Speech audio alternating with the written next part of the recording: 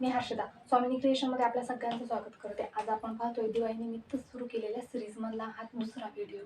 यामध्ये आपण शॉपिंग कशी करायची हे पाहणार आहोत। बरं, जरी दिवाळी जरी असली तरीही दिवाळी निघायला नको याचं नियोजन कसं करायचं, कसं असावं हे मी आज ह्या व्हिडिओमध्ये सांगणार आहे।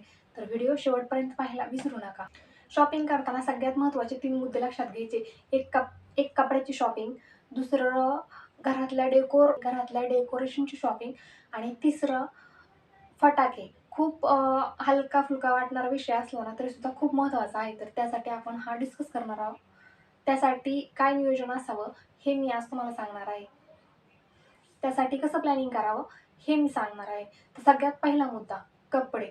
तर कपडे कशी निवडायची किंवा कोणती घ्यायची, आपण असं डायरेक्ट जर विचार करून गेलो ना की नाही आपण तिथं जे चालू आहे नवीन दुकानात गेलो आणि तिथं जो मटेरियल असेल, तिथं जो माल असेल त्यातला आपण काहीतरी पसंत करूया, तर मग अशी शॉपिंग होत नाही। काय होतं, आत्ता खूप सारी गर्दी आहे, नवीन नवीन माल आलेला असतो, काही जुना माल असतो, खूप सारी गर्दी असते। सेल्समनला आपल्याला काय दाखवायचं किंवा आपल्याला काय पाहायचं हे समजत नाही। ते आल्यावरती ते आपल्याला आवडतच नाही। तर मग असं होऊ नये याच्यासाठी काय करायचं, आत्ता जे चालू असलेला ट्रेंड आपण मोबाईल पाहतो, रील्स पाहतो, यामध्ये जर आपल्याला समजतं की आत्ता आत्ता मार्केटमध्ये कोणत्या कपड्यांची फॅशन चालू आहे, तर त्या फॅशनची कपडे शक्यतो पाहून जायचं आणि मग तिथे गेल्यावरती मागायचं की बाबा अशा पॅटर्नमध्ये मला कपडे मिळतील का, आणि तशा असतील तर तुम्ही दाखवा। अगदी मोबाईलमध्ये सेम टू सेम मिळत नाही, तो तो हट्ट नसावा की सेम टू सेमच मला मिळालं, त्याला सिमिलर असावं आणि त्या बजेटच्या बाहेर कपडे निवडायला जायचं नाही।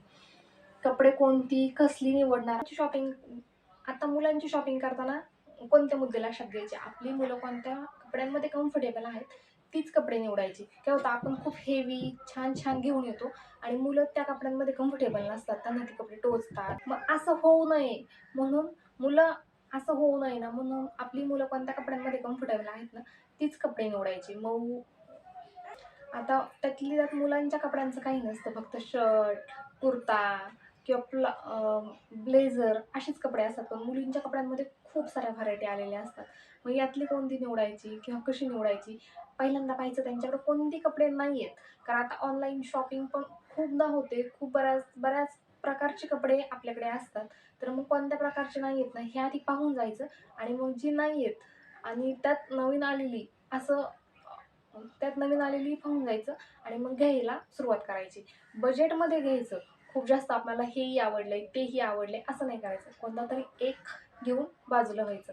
अशा प्रकारे कपड्यांची शॉपिंग केली ना तर पटापट होते। आता दुसरा मुद्दा, घर कसं सजवायचं। गेल्या वर्षी घर कसं सजवलं होतं त्याचं सामान आपण साठवून ठेवलेलं असतं। माळ्यावरती चढायचं, त्याच्यातला बॉक्स काढायचा आणि त्या बॉक्समध्ये काय काय शिल्लक आहे, कोणत्या अवस्थेत आहे हे पाहायचं आणि यावर्षी याचा आपल्याला यूज कुठे कुठे होईल हे पाहायचं आणि त्याच पद्धतीने सामान आणायचं। आता यादी तयार करायला घ्यायची। आता घरातलं सजावट यामध्ये ना देवघर हे महत्त्वाचं असतं। देवघरासाठी लागणारं सामान आपण घेऊन येतो, तर देवघरासाठी काय काय लागणार आहे आणि ऐन वेळेला आपण काय काय आणणार आहोत ना याची सेपरेट लिस्ट करायची। आत्ता बाहेर जाणार आहोत तर मग आपल्याला आत्ता काय काय लागणार आहेत हे पाहायचं। या दाराचं तोरण, पणत्या कोणत्या प्रकारच्या घेणार आहात आपण हेही पाहायचं। आता खूप छान छान पणत्या मार्केटमध्ये आलेल्या असतात, पण सगळ्याच घेऊन यायच्या का, तर नाही। मग यासाठी काय करायचं, आपल्याला कुठं कुठं डेकोरेशन करायचं आहे, कुठं कोणते पॉईंट आपल्याला सजवायचे आहेत, आपल्या घरात किती पणत्या लागतील आणि त्या पणत्या आहेत ना मोजायच्या की आपल्याला इतक्या पणत्या लागणार आहेत, त्या पणत्या घेऊन यायचं।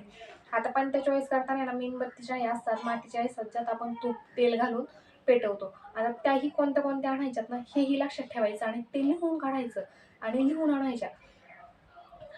खरं तर आहे ना एकादशीपासून दिवे लावायला सुरुवात होते, पण लक्ष्मीपूजनाला आपण खूप जास्त दिवे लावतो आणि त्या दिवशी जास्त आपल्याला लाईट्स लागतात, जास्त पणत्या आपण लावतो। तेव्हा आपल्याला किती पणत्या लागणार आहेत, आपण कोणत्या यूज करणार आहोत ना हे पाहायचं आणि तितक्या मोजून पणत्या आणायच्या। ज्या पणत्या आणणार असेल तर मेणबत्तीच्या पणत्या पुन्हा यूज होत नाही हाही पॉईंट लक्षात ठेवायचा आणि तशाच पद्धतीने पणत्या घेऊन यायचं। आता दाराची तोरणं, खूप वेगवेगळ्या प्रकारची दाराची तोरणं असतात आणि सगळ्यात महत्त्वाचं म्हणजे आपल्या दाराला साईज असते बरं। ती साईज किती इंचाचं दार आहे ना हे मोजून जायचं आणि त्या साईजचं दाराचं तोरण घेऊन यायचं। आपण फुलांचं तर बनवतोच, पण फुलांचं सणाच्या दिवशीच घालतो. इतर दिवस आपण छान असं सजवायला दार बाहेरचं विकतचं तोरण, डेकोरेशनचं तोरण असं नाही का फॅन्सी असतं ते आपण लावतो. तर मग ते इंच मोजून जायचं आणि त्या साईजचं घेऊन यायचं. काय होतं, एक तर खूप मोठं होतं किंवा खूप आपरं पडतं आणि मग ते छान दिसत नाही आणि मग ते कुठंच यूज होत नाही, पैसे वाया जातात. असं नाही करायचं, तर ते मोजून जायचं. तिसरा सगळ्यात महत्त्वाचा विषय म्हणजे फटाके कोणते निवडायचे. आता घरात लहान मुलं आहेत ना, छोटे छोटे फटाके निवडायचे. जसं की भुईचक्र असतं, पावसाळे असतात, फुलबाज्या असतात किंवा अशा आता खूप मार्केटमध्ये नवीन नवीन प्रकारचे फटाके आलेले असतात. पण ज्याने मुलांना हानी होत नाही किंवा आपलं लक्ष थोडंसं इकडे तिकडे झालं तरी पण ते वाजवू शकतात. असे छोटे फटाके आणायचे. खूप जास्त मोठ्या फटाक्यांमध्ये इन्व्हेस्ट करायला जायचं नाही, कारण ते आपण कसे निवडायचे. आता घरातल्या लहान मुलं किती कशा आपल्या घरात लहान मुलं आहेत, आपल्याकडे स्पेस नाहीये, तर मग छोटे छोटे फटाके निवडायचे. पावसाळी, भुईचक्र जे सहज वाजवले जातात आणि पटकन संपतात आणि त्यात जास्त असा धोका नसतो, असे फटाके निवडायचे. त्यात फुलबाजे. आता फुलबाजे निवडताना आहे ना, थोडेसे जास्त निवडायचे, कारण काय होतं, पावसाळे आणि भुईचक्र हे ना काडीपेटीने किंवा अगरबत्तीने पेटत नाही.